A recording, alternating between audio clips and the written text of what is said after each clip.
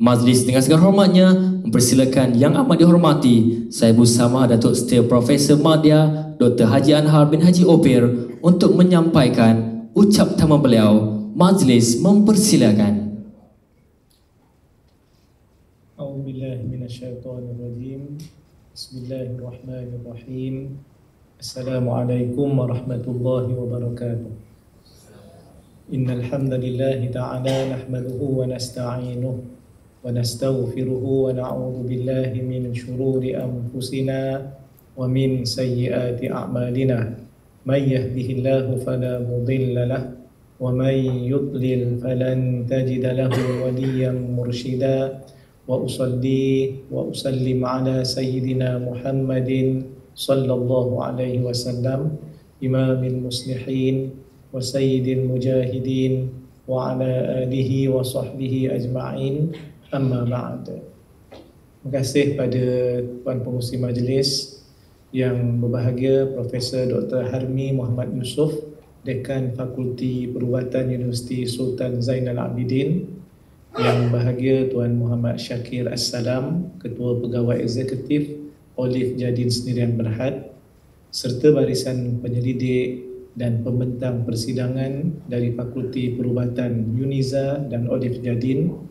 Seterusnya yang berusaha Dr. Muhammad Ashraf Muhammad Soleh, Pengarah First Malaysia Olive Oil Summit 2025 bersama warisan Jawatan Kuasa Penganjur First Malaysia Olive Oil Summit, yang diraikan wakil-wakil dari Institut Pengajian Tinggi Awam dan KKM, rakan-rakan niaga Olive Jadin Sendirian Berhad, serta para peserta persidangan yang dirahmati oleh Allah Subhanahu wa taala sekalian. Pertamanya marilah sama-sama kita merafakkan rasa syukur kepada Allah Subhanahu wa taala di atas segala nikmat yang Allah berikan kepada kita. Alhamdulillah, kita juga bersyukur pada Allah Subhanahu wa taala yang masih memberi izin dan kesempatan kepada kita untuk bersama-sama, yang saya kira ini adalah satu majlis ilmu, kerana nanti akan dipenuhi dengan pembentangan hasil-hasil kajian walaupun daripada pelbagai bidang, maka ia adalah satu ilmu yang sepatutnya kita muliakan, dan lebih-lebih lagi mulianya orang-orang yang bersama di dalam majlis ini. Prof, tuan-tuan dan puan-puan sekalian yang dirahmati oleh Allah Subhanahu wa taala, ada 6 item insya-Allah saya akan sebut. Di pendahuluan, yang kedua berkaitan dengan buah zaitun, yang ketiga zaitun dalam Al-Quran, yang keempat manfaat zaitun melalui hadis, kemudian athar tentang zaitun, dan insya-Allah kesimpulan. Saya tukar sedikit tajuk kepada zaitun dalam teks Al-Quran, hadis dan athar, kerana sebahagian daripada catatan hasil pembacaan dan juga mungkin istiqra' yang singkat untuk dikongsikan pada pagi yang berbahagia ini. Saya mulakan dengan pendahuluan, iaitu berkaitan dengan makanan secara umumnya. Kita sedia maklum, tuan-tuan dan puan-puan sekalian, makanan memainkan peranan penting dalam setiap kehidupan. Ia bertindak sebagai komponen utama dalam penjagaan kesihatan tubuh badan yang kita tidak boleh abaikan. Perkembangan teknologi hari ini telah memperlihatkan semakin banyak variasi produk makanan yang diusahakan oleh masyarakat, khususnya masyarakat Malaysia. Jika tidak ditapis dengan baik, ia dapat mengundang kemudaratan pada kesihatan tubuh badan. Kesihatan yang baik boleh diperolehi dengan pengamalan makanan berkhasiat, terutama makanan yang disebutkan dalam Al-Quran dan hadis, yang kita selalu sebut juga sebagai makanan sunnah. Menjaga makanan ataupun cara pemakanan adalah sebahagian daripada usaha penting dalam permulaan menghindari segala penyakit, kerana kebanyakan penyakit datang daripada perut, berdasarkan daripada apa yang dinyatakan oleh Al-Imam Az-Zamakhsyari dalam tafsirnya yang kita kenal sebagai Al-Kashaf.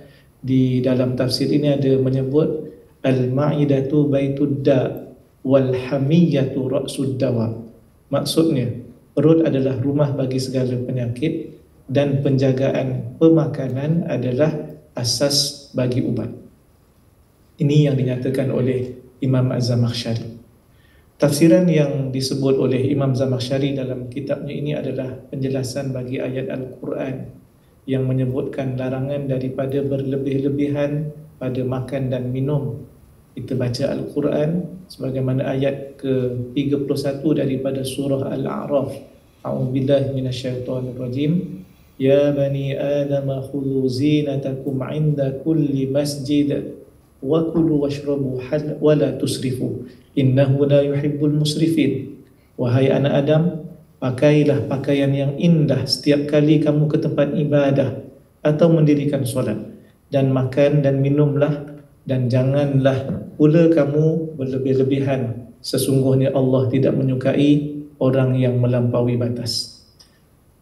Pernyataan berlebih-lebihan pada ayat yang dibacakan tadi adalah bagaimana seseorang mengikut hawa nafsu boleh berlaku dalam makanan, pemilihan makanan dan seumpamanya.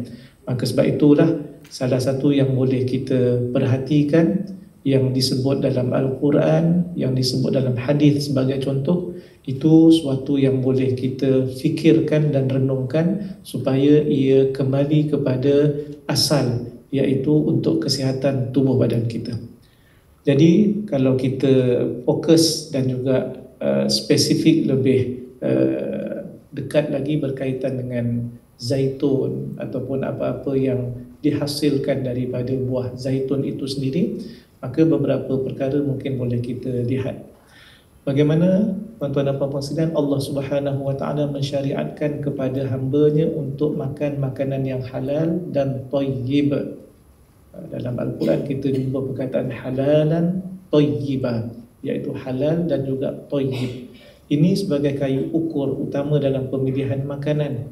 Firman Allah Subhanahu wa taala dalam surah Al-Baqarah ayat 168, Ya ayyuhan nasu kulu mimma fil ardi halalan thayyiba wa la tattabi'u khutuwatis syaitan. Maksudnya, wahai sekalian manusia, makanlah dari apa yang ada di bumi yang halal lagi baik, dan janganlah kamu ikut jejak langkah syaitan. Merujuk kepada perkataan Az-Zaitun di dalam Al-Quran, maka kita dapati ia disebut sebanyak 7 kali pada 6 surah yang berbeza di dalam Al-Quran, di mana sebanyak 2 kali disebut secara bersendirian dan 5 kali digambarkan dan disebutkan bersama dengan buah-buah yang lain seperti kurma, begitu juga dengan delima, begitu juga dengan anggur dan juga buah tin. Khasiat kandungan minyak zaitun telah banyak dikaji dan hari ini akan dibentangkan hasil-hasil kajian itu dan dibuktikan secara saintifik dapat menjadi ubat dengan izin Allah Ta'ala, akan sembuh kepada penyakit dalaman dan juga luaran bagi manusia. Sebab itu apabila kita tengok perahan buah zaitun yang menghasilkan 2 bahagian secara maknanya khususnya minyak zaitun dan juga hampas buah zaitun yang diperah, maka hasil daripada perahan minyak tadi dikategorikan kepada 5 jenis yang saya yakin Profesor Doktor lebih arif tentang perkara ini: extra virgin, kemudian virgin olive, kemudian pure olive, extra light dan seumpamanya. Daripada semua ini kita dapati antara ada salah satunya yang paling tinggi dan juga mahal kerana kandungan antioksidan yang paling tinggi untuk melindungi sel-sel badan daripada rosak. Berdasarkan kajian yang dilakukan oleh ilmuwan, omega 3 yang tinggi dalam minyak zaitun dapat merawat dan juga melindungi jantung. Secara tuntas, khasiat kandungan minyak zaitun telah banyak dikaji dan dibuktikan secara saintifik, dan mungkin pada hari ini akan dibentangkan kajian-kajian yang lebih baharu untuk kita update, yang semuanya menjurus kepada ia boleh menjadi ubat dengan izin Allah Ta'ala penyakit dalaman dan juga luaran bagi manusia, insya-Allah. Seterusnya, kalau kita boleh tengok di dalam Al-Quran untuk kita melihat bagaimana metodologi dan juga bagaimana Al-Quran menyebut Az-Zaitun dan juga huraian para ulama sebahagiannya, boleh kita tengok. Yang pertama sekali, apabila kita katakan buah zaitun ataupun Az-Zaitun itu disebut secara jelas di dalam Al-Quran, maka ini menggambarkan nilai ketinggian manfaat yang dimiliki oleh Az-Zaitun berbanding dengan makanan-makanan lain. Sudah pasti apa yang disebut dalam Al-Quran itu sesuatu yang ada nilai dan juga ada kepentingannya. Ia bukan hanya menjadi makanan yang memberi tenaga, malah menjadi penawar bagi beberapa jenis penyakit. Oleh itu, beberapa ayat Al-Quran saya ingin kongsikan pada hari ini yang boleh jadi kita kata menyebut secara langsung ataupun tidak langsung tentang zaitun itu sendiri. Yang pertama adalah manfaat dan juga khasiat zaitun digandingkan dengan buah-buahan seperti kurma, anggur dan juga delima. Allah Subhanahu wa taala telah menggandingkan penyebutan perkataan buah zaitun ini dengan buah-buah yang lain, yang buah-buahan ini dikenali kaya dengan manfaat dan khasiatnya yang tersendiri. Ia memberi gambaran bahawa manfaat yang ada pada buah zaitun ini sama banyak seperti buah-buah tersebut, iaitulah kurma, anggur dan juga delima. Tambahan pula Allah Subhanahu wa taala berfirman di hujung ayat tersebut dengan menifatkan buah-buahan itu dengan satu sifat, iaitu mushtabihan wa ghairu mutasyabih, yang kita terjemahkan sebagai yang bersamaan bentuk, rupa dan rasanya dan yang tidak bersamaan. Dalam tafsir Mafatih Al-Ghaib, iaitu Al-Imam Fakhruddin Ar-Razi ataupun dikenal sebagai Tafsir Al-Kabir, sifat itu membawa beberapa makna. Antaranya terdapat buah-buahan yang serupa dari sudut warna dan bentuknya, tetapi berbeza rasa dan kelazatannya. Firman Allah Subhanahu wa taala dalam surah Al-An'am ayat 99, وَهُوَ الَّذِي أَنزَلَ مِنَ السَّمَاءِ مَاءً فَأَخْرَجْنَا بِهِ نَبَاتَ كُلِّ شَيْءٍ فَأَخْرَجْنَا مِنْهُ خَضِرًا نُخْرِجُ مِنْهُ حَبًّا مُتَرَاكِبًا وَمِنَ النَّخِيلِ مِنْ طَلْعِهَا قِنْوَانٌ دَانِيَةٌ وَجَنَّاتٍ مِنْ أَعْنَابٍ وَالزَّيْتُونَ وَالرُّمَّانَ مُشْتَبِهًا وَغَيْرُ مُتَشَابِهٍ. Dan dialah yang menurunkan hujan dari langit, lalu kami tumbuhkan dengan air hujan itu segala jenis tumbuh-tumbuhan. Kemudian kami keluarkan daripadanya tanaman yang menghijau. Kami keluarkan pula dari tanaman itu butir-butir buah. Seterusnya yang bergugus-gugus dan dari pohon-pohon tamar kurma dan mayang-mayangnya kami keluarkan tandan-tandan buah yang mudah dicapai dan dipetik. Dan kami jadikan kebun-kebun dari anggur dan zaitun serta buah delima yang bersamaan bentuk, rupa, rasanya dan yang tidak bersamaan. Yang kedua adalah lafaz perkataan zaitun digandingkan dengan beberapa buah-buahan lain yang kita tengok ia mempunyai manfaat dan khasiat yang sama. Firman Allah Ta'ala ayat 141 daripada surah Al-An'am, وَهُوَ الَّذِي أَنْشَأَ جَنَّاتٍ مَعْرُوشَاتٍ وَغَيْرَ مَعْرُوشَاتٍ وَالنَّخْلَ وَالزَّرْعَ مُخْتَلِفًا أُكُلُهُ وَالزَّيْتُونَ وَالرُّمَّانَ.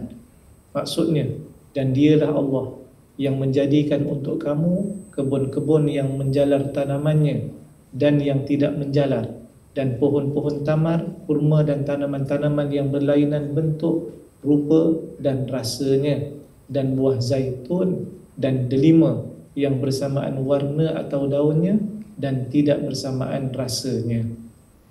Seterusnya,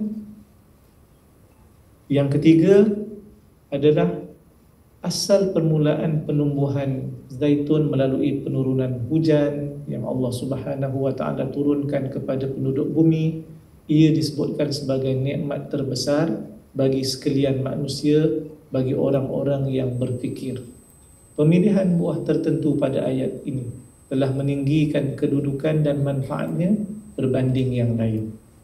Allah Subhanahu wa taala berfirman dalam surah An-Nahl ayat yang ke-11, wa yumbitu lakum bihi zar'a waz-zaituna wan-nakhila wal-a'nab wa min kulli thamarat inna fi dhalika laayatin liqaumin yatafakkarun. Ia juga menumbuhkan bagi kamu dengan sebab hujan itu tanam-tanaman dan pokok-pokok zaitun dan tamar serta anggur dan juga dari segala jenis buah-buahan. Sesungguhnya yang demikian mengandungi satu tanda yang membuktikan kekuasaan Allah bagi kaum yang mahu berfikir. Ada isyarat di hujung ayat ini mengandungi satu tanda yang membuktikan kekuasaan Allah, dan yang kedua adalah bagi kaum yang mahu berfikir. Jadi dengan kajian yang dilakukan dan hasilnya ini memudahkan kepada kita. Mungkin tidak semua berkemampuan untuk tengok lebih dalam. Kita ucap terima kasih pada para pengkaji dan juga ilmuwan yang mendalami perkara yang berkaitan dengan buah zaitun secara khususnya. Seterusnya, Allah Subhanahu wa taala memberi perumpamaan cahaya petunjuknya dengan sebuah lampu yang terang benderang. Lampu itu berada dalam sebuah bekas kaca yang minyak lampunya dari pokok yang banyak manfaat. Perbandingan ini membuktikan keistimewaan dan manfaat besar yang dimiliki pada zaitun dan kualiti minyaknya. Allah Ta'ala berfirman dalam surah An-Nur ayat yang ke-35, Allahu nurus samawati wal ard mathalu nurihi kamishkatin fiha misbah al-misbahu fi zujajah az-zujajatu ka'annaha kawkabun durriyyun yuqadu min syajaratin mubarakatin zaitunah zaitunatin la syarqiyatin wala gharbiyah yakadu zaituha yudhi'u walau lam tamsashu nar. Allah yang menerangi langit dan bumi bandingan nur hidayah petunjuk Allah, yaitu kitab suci Al-Quran, adalah sebagai sebuah miskat yang berisi sebuah lampu. Lampu itu dalam gelok kaca, kondil. Gelok kaca itu pula jernih terang, laksana bintang yang bersinar cemerlang.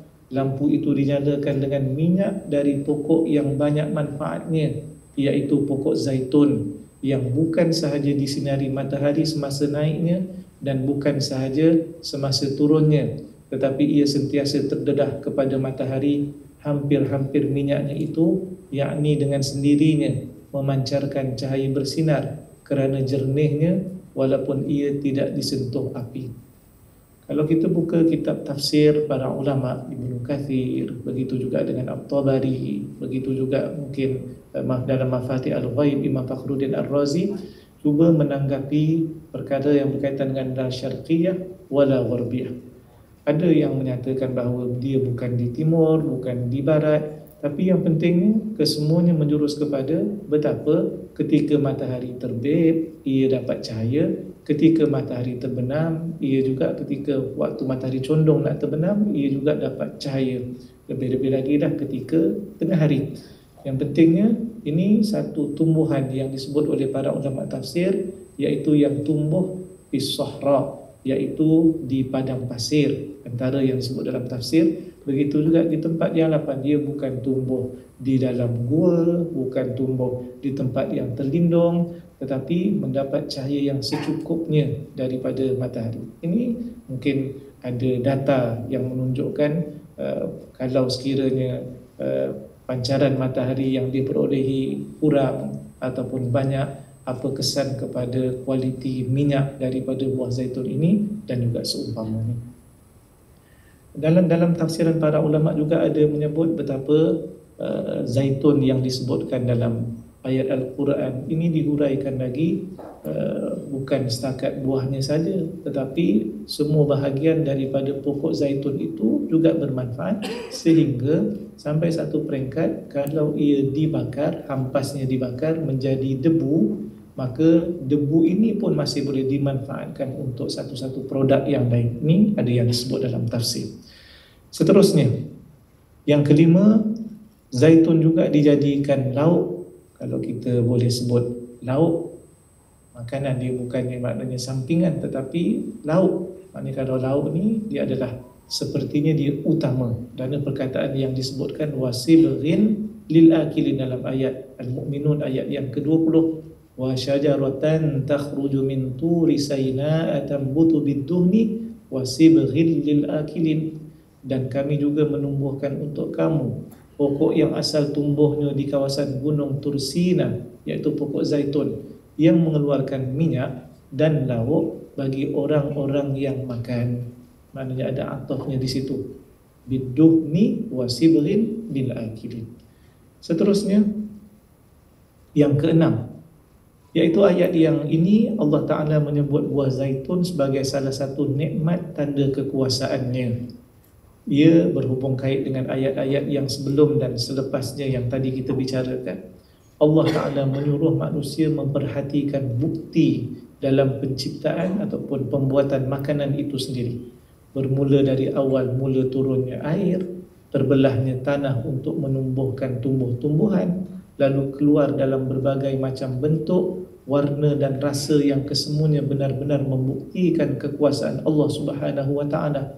Antara tumbuhan yang disebutkan pada rangkaian ayat penceritaan tersebut adalah zaitun yang disebutkan dalam surah Abasa ayat ke-29. Ia telah membuktikan keistimewaannya berbanding buah-buah yang lain. Firman Allah Subhanahu wa Ta'ala, wa zaitunan wa nakhla, maksudnya dan zaitun serta pohon-pohon kurma.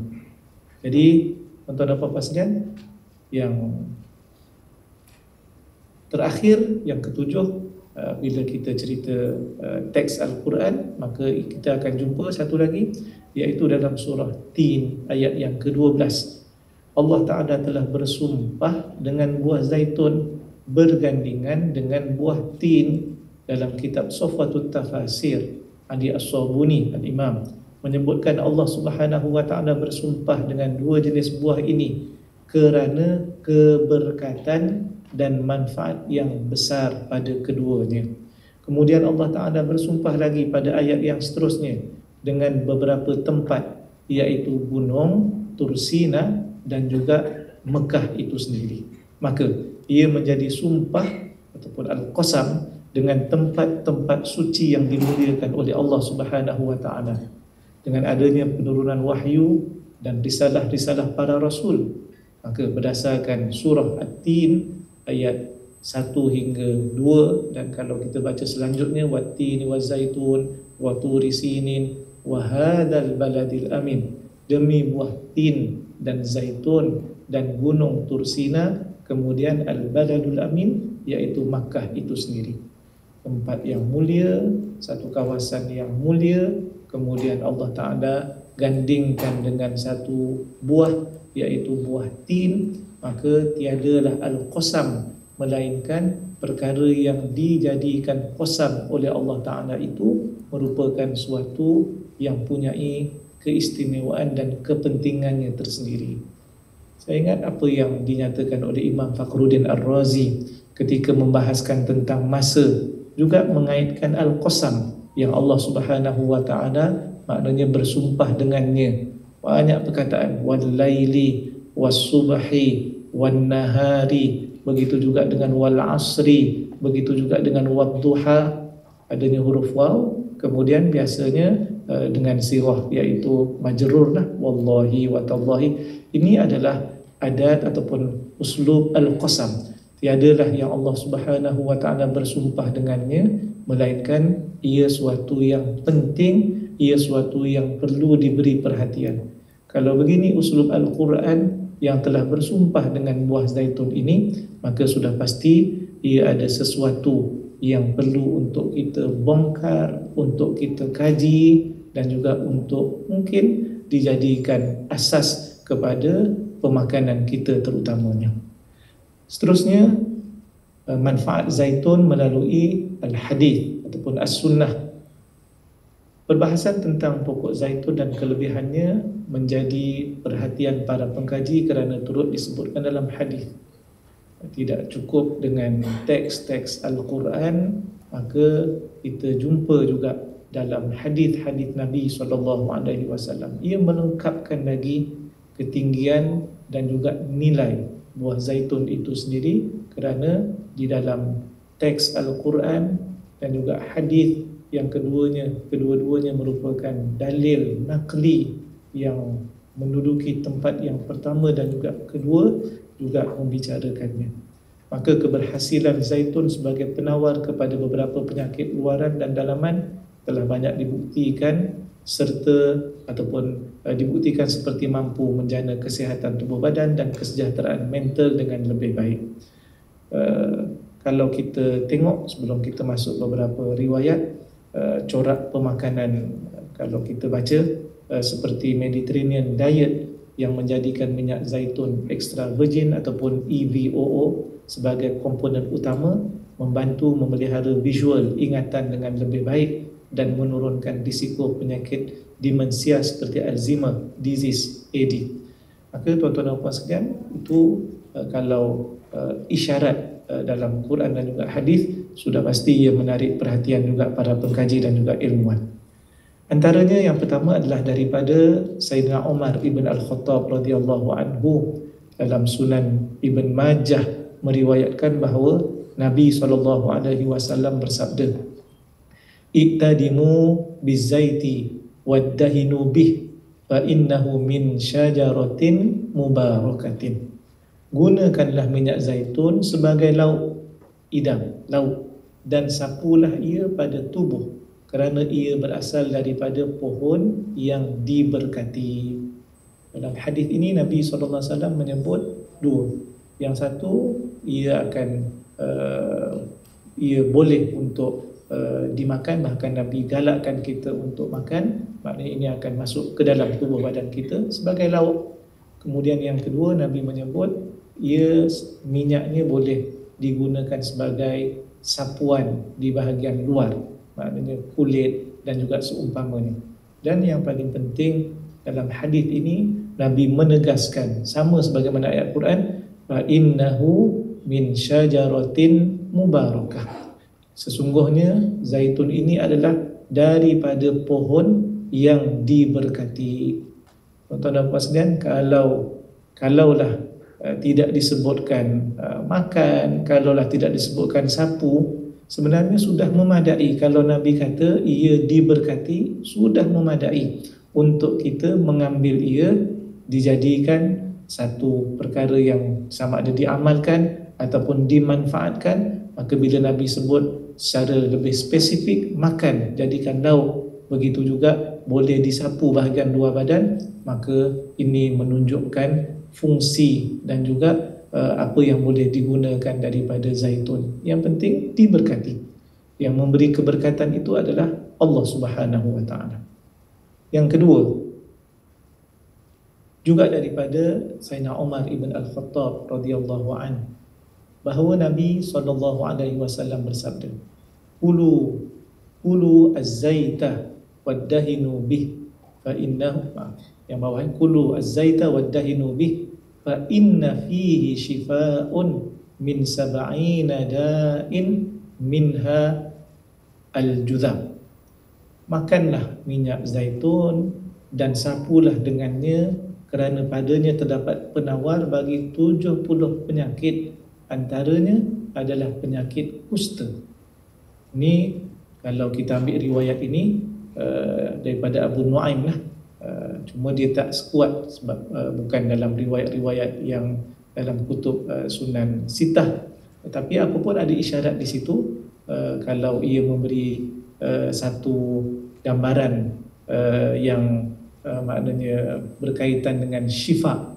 Jadi ini boleh dijelaskan dengan kajian-kajian yang lebih spesifik lagi, apakah penyakit-penyakit yang boleh maknanya buah zaitun ini ataupun minyak zaitun ini menjadi penawar kepadanya.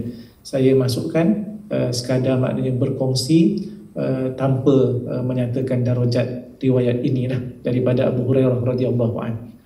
Adapun yang pertama dan yang kedua itu lebih kurang sama riwayat daripada Umar, iaitu berkaitan dengan Nabi suruh makan ataupun jadikan lauk dan kedua-duanya Nabi sebut fa innahu min syajaratin mubarakatin. Tapi yang ketiga, riwayat daripada Abu Hurairah dalam Abu Nuaim ini nampaknya dia lebih menyebut tentang syifa. Jadi boleh jadi ini yang boleh menjadikan bahan untuk kita teliti lebih mendalam lagi. Maka hadis-hadis yang kita sebutkan ataupun riwayat telah menyatakan manfaat zaitun pada buah dan juga minyaknya. Sebahagian yang dinyatakan itu menjadi dalil menyebutkan dengan khusus beberapa penyakit yang dapat disembuhkan melalui pengambilan minyak zaitun. Penggunaan zaitun bukan sahaja dapat dimanfaatkan melalui pemakanan, malah juga boleh dijadikan ubat bagi sakit luaran, seperti dengan kita sapukan minyak zaitun pada badan.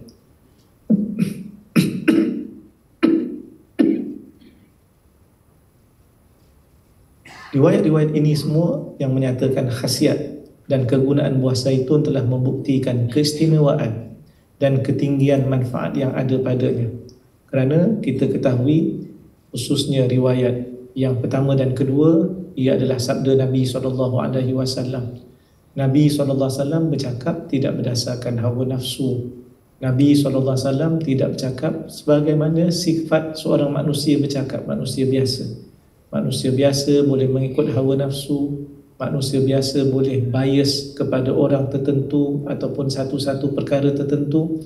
Tetapi Allah telah menyebut bahawa apa saja yang disebut oleh Nabi SAW itu adalah wahyu daripada Allah Ta'ala.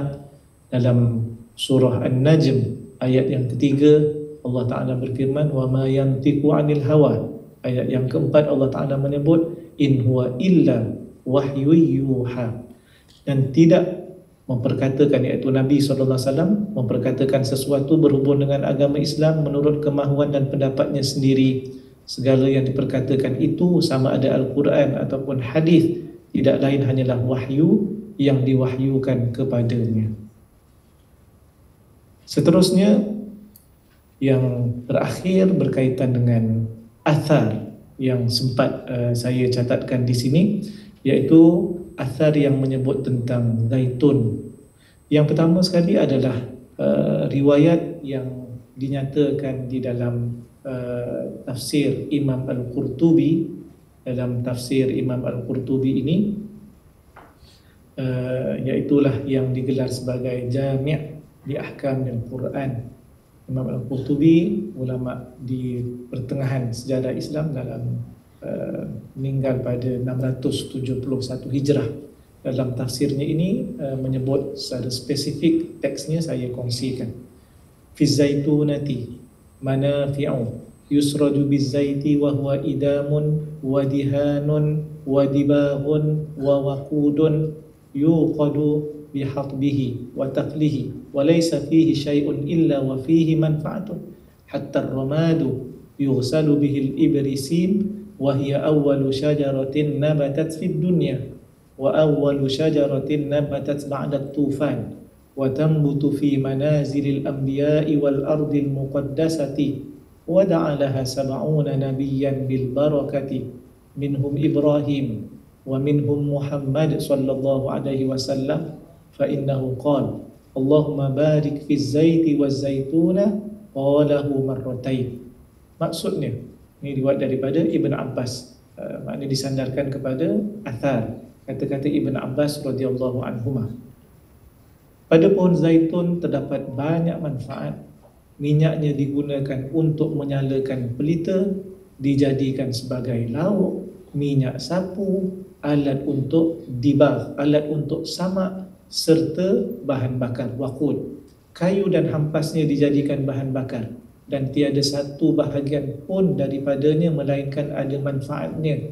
Hatta abunya sekalipun digunakan untuk mencuci sutera. Ia adalah pokok pertama yang tumbuh di dunia, dan juga pokok pertama yang tumbuh selepas peristiwa banjir besar pada zaman Nabi Nuh AS. Ia tumbuh di tempat tinggal para Nabi dan di bumi yang diberkati.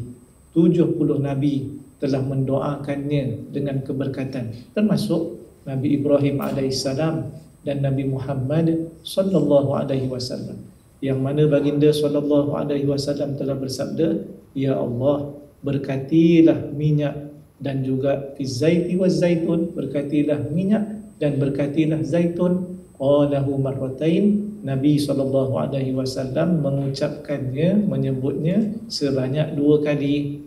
Maknanya Nabi ulang yang terakhir itu, Allahumma barik fi zaiti wa zaitun, Allahumma barik fi zaiti wa zaitun. Jadi kalau berdasarkan athar ini, kita jumpa lebih banyak sebagaimana riwayat yang dikaitkan dengan Ibn Abbas radhiyallahu anhuma, manfaat menyalakan pelita, lauk untuk dimakan tadi, minyak sapu, alat untuk digunakan untuk samak, dibah. Samak ini berkaitan dengan kulit binatang, yang Nabi sebut kepada para sahabat, halla intafa'tum jildaha, adakah kamu tak nak ambil manfaat daripada kulitnya? Para sahabat tanya, kan dah binatang tu dah jadi bangkai ya Rasulullah, kulitnya boleh dimanfaatkan dengan cara apa? Dibah, iaitu samak. Cuma kita sebut samak ni pada najis mughallazah. Dalam bahasa Melayu kita dah dibetulkan kalau najis mughallazah itu merujuk kepada perkataan sertu. Yang ini samak, iaitu berkaitan dengan kulit binatang. Ini juga boleh kita teroka berdasarkan athar ini. Kalau dalam ayat-ayat Al-Quran menyebut perkara tertentu, hadis Nabi menyebut perkara tertentu, dalam athar yang direkodkan dalam kitab tafsir ini menyebutkan perkara tertentu yang lain pun boleh untuk kita sama-sama bongkar dan juga gali untuk kita terus membuat kajian. Yang kedua adalah riwayat daripada Imam At-Tabarani, meriwayatkan sebuah athar bahawa Sayyidina Umar ibn Al-Khattab radhiyallahu an pernah menjamu tetamu beliau. Sayyidina Umar ada tamu, kemudian dijamu tetamunya pada malam Ashura. Malam Ashura maknanya malam 10 hari bulan Muharram, dengan masakan kepala unta. Kalau malam Ashura ni maksudnya apa? Maksudnya mereka berpuasa sebab tanggal 9 dan juga 10, berdasarkan kepada hadis Nabi SAW. Hari Ashura ini bila orang-orang Madinah berpuasa, Nabi sampai di Madinah, orang-orang Yahudi di Madinah berpuasa, Nabi tanya, lalu mereka kata, ini adalah hari yang soleh, ini adalah hari yang diselamatkan Musa daripada maknanya Fir'aun. Kemudian Nabi kata, nahnu ahaqqu bi Musa minkum, kami lebih layak dengan Nabi Musa berbanding dengan kamu. Lalu Nabi pun berpuasa, fa'amara bisiyamih, dan Nabi berpuasa dan ajak orang lain, perintahkan untuk berpuasa juga. Ini 10 hari bulan Muharram. Tanggal 9 pula berdasarkan hadis yang lain, iaitu hadis Qaudi. Nabi kata, la in baqitu ila qabilin la asumanna at-tasi'. Sekiranya aku hidup lagi pada tahun hadapan, nescaya aku akan puasa pada tanggal 9 hari bulan, merujuk kepada 9 Muharram, iaitu Tasu'a. Jadi kalau kita baca syarah, mungkin kita akan jumpa Sayyidina Umar maknanya menjamu para sahabat yang lain selepas daripada iftar 9 hari bulan, malamnya malam 10, esoknya 10 hari bulan, puasa lagi sebagai suatu yang sunat. Apakah yang dihidangkan oleh Sayyidina Umar pada waktu itu dalam asar ini menyebut, iaitu masakan kepala unta yang dingin, yang telah dingin, yang dah sejuk, dan dihidangi dengan minyak zaitun. Maknanya ada sekali minyak zaitun, seraya berkata, hadha zaitul mubarak alladhi qala Allahu li nabiyhi sallallahu alaihi wasallam. Maksudnya, inilah minyak yang diberkati, yang telah disebutkan di dalam firman Allah Subhanahu wa taala kepada nabinya Muhammad sallallahu alaihi wasallam. Maksudnya Sayyidina Umar ambil satu istidlal, iaitu inilah dia zaitun yang Allah Ta'ala sebut kepada Nabi sebagai minyak yang diberkati. Tapi perbuatan Umar sendiri menunjukkan ia boleh dijadikan sebagai hidangan makanan. Jadi ini menunjukkan bahawa keberkatan itu secara umum, dan Sayyidina Umar mengambil iaitu pendekatan dijadikan sebagai hidangan makanan bersama dengan kepala unta tadi tu, berdasarkan riwayat ini. Maka akhir sekali kesimpulannya, tuan-tuan dan puan-puan sekalian, zaitun bukan sekadar antara jenis buah yang telah disebutkan dalam Al-Quran sahaja, malahan juga menjadi asbab keberkatan dan juga kesihatan. Saya sangat suka untuk kita melihat perkataan Al-Quran, barakah, mubarakah. Begitu juga dengan hadis Nabi SAW diulang dua riwayat tadi, fa innaha min syajaratin mubarakah. Kemudian Sayyidina Umar ulang juga sekali lagi bahawa ia adalah diberkati, mubarak. Jadi tuan-tuan dan puan-puan sekalian, kalau ia diulang sebegitu rupa dengan perkataan barakah, yang setiap hari kita ini juga inginkan keberkatan. Tuan-tuan dan puan-puan sekalian, bila disebut harta, kita nak keberkatan. Sebab itu Nabi SAW tegur seorang sahabat Nabi yang bernama, iaitulah Hakim Ibn Hizam, yang selepas peperangan Hunain dipanggil oleh Nabi SAW untuk dapat harta. Para ulama sejarah menyebut dapat beberapa ekor unta. Kali pertama minta, balik rumah. Kali kedua minta lagi, Nabi bagi. Kemudian kali ketiga minta lagi dan Nabi bagi lagi. Kali keempat akhirnya Nabi pun menyebut kepada Hakim Ibn Hizam. Apa kata Nabi SAW? Ya Hakim, inna hadzal mal hulwatun khadirah. Wahai Hakim, sesungguhnya harta itu sifatnya adalah hulwah, manis, kemudian khadirah, menghijau, subur. Maknanya sifat harta itu sesuatu yang semua manusia suka. Kemudian Nabi beri satu ingatan penting kepada Hakim. Man akhadaha, ataupun siapa yang mengambil sesuatu harta, al-amwal, ataupun kalau al-mal, man akhadahu. Yang pertama sekali, bisakhawati nafsin burika lahu fih. Kalau seseorang dapat ataupun ambil satu-satu harta dengan jalan dia rasa cukup, dia rasa qanaah, Nabi kata burika lahu fih, akan diberkati padanya. Maknanya Allah Ta'ala akan berkati pada hartanya itu. Kemudian Nabi menyebut sebaliknya, wa man akhadahu bi israfi nafsin lam yubarak lahu fih kalladhi ya'kulu wa lam yashba'. Dan siapa yang mengambil satu-satu harta dengan jalan dan juga sifat dia tidak rasa cukup, bahkan dia tamak, nak lagi dan juga nak lagi, Nabi sebut lam yubarak lahu fih, tidak akan diberkati Allah padanya. Maknanya tidak diberkati pada harta tersebut. Dan Nabi huraikan sikit lagi, kalladhi ya'kulu wa lam yashba', seumpama orang yang makan tetapi tidak kenyang. Baik, kat sini ada indikator penting pada sudut berkatnya kita makan sesuatu, iaitu kita akan rasa kenyang walaupun tidak banyak, tetapi kenyang. Yang bagi kenyang itu Allah Subhanahu wa Ta'ala.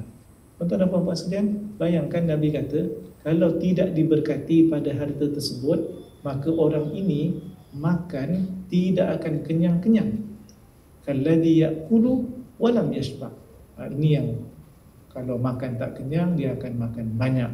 Bila makan banyak, bermakna kalau kembali kepada Zamakhsyari tadi, inilah punca kepada penyakit dan seumpamanya. Ini pada aspek harta, kemudian berkaitan dengan makan. Bagaimana pula kalau satu-satu buah itu ataupun satu-satu tumbuhan itu memang disebut ada keberkatan, mubarakah, sudah pasti ia sangat luas untuk kita tengok dan juga untuk kita perhatikan. Kerana keberkatan itu boleh jadi ia kesihatan, keberkatan itu boleh jadi adalah keafiatan, keberkatan itu boleh jadi adalah nanti kita akan maknanya lebih dimudahkan oleh Allah Subhanahu wa Ta'ala pada sudut urusan hidup dan seumpamanya. Kalau kita baca yang disebut oleh Dr. Said Ramadan Al-Buti dalam Fiqh Sirah An-Nabawiyah, begitu juga dengan Ar-Rahiq Al-Makhtum Syekh Safiyur Rahman Al-Mubarakpuri, ketika Maulid Ar-Rasul biasa dibicarakan perkara ini. Satu riwayat yang sampai, maka disebut oleh suami kepada Halimatus Sa'diyah tentang Nabi SAW, sesungguhnya kamu telah mengambil seorang nasamah mubarakah, iaitu seorang manusia yang diberkati. Tumbuh-tumbuhannya, tanamannya menjadi, binatang ternakannya juga elok dan mengeluarkan hasil dan seterusnya. Jadi perkataan ini perlu untuk kita maknanya hargai, iaitu keberkatan dan juga kesihatan. Itu yang kita sangat inginkan pun. Manfaat daripada buah zaitun merupakan antara jalan pembuka rezeki yang dikurniakan oleh Allah Subhanahu wa taala dan patut dihargai serta dimanfaatkan, sebagaimana ia turut dikategorikan sebagai salah satu makanan sunnah yang layak diberi perhatian dalam pemakanan harian. Melalui penerokaan terhadap teks Al-Quran, kalau lebih lanjut kita teroka lagi dengan tafsir para ulama yang pelbagai. Ini sebahagian saja tuan-tuan dan puan sekalian catatan yang sempat saya nukilkan. Maka nescaya kita akan dapati bahawa Allah Ta'ala telah memberikan kelebihan kepada zaitun, begitu juga dengan minyaknya berbanding dengan buah-buah dan tumbuhan yang lain. Kelebihan ini tentunya berdasarkan hikmah-hikmah tertentu yang telah terbukti melalui jalan ataupun kajian saintifik yang wajar untuk dijadikan amalan dalam pemakanan, perubatan dan juga sebagainya. Terima kasih pada pihak penganjur, terima kasih pada Prof. Doktor dan sekalian yang hadir. Aqulu qawli hadza, astaghfirullahal azim li wa lakum. Assalamualaikum warahmatullahi wabarakatuh.